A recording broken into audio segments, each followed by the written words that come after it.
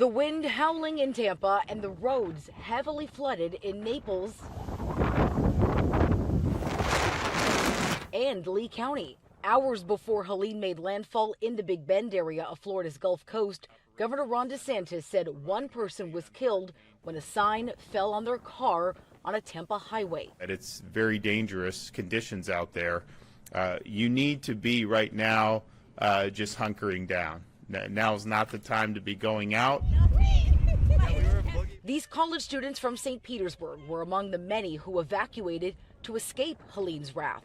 They drove 3.5 hours to Fort Pierce. It's still stormy, but I can't imagine what it's like closer to the storm, so I feel a lot safer being away from it. Some who live in Tallahassee made the decision to move to a shelter. Well, it's kind of scary. I just stay prayed up. I just hope everybody get through it together. Forecasters warned of extreme winds across the region and a nightmare storm surge of up to 20 feet. Millions are expected to lose electricity. Power lines fell as far east as Port St. Lucie. It was scary. I'm not gonna lie to you, especially when I walked out and I seen that.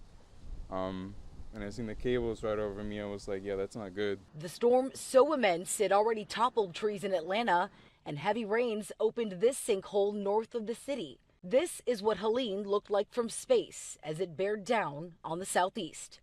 Nicole Valdez, CBS News, Tampa.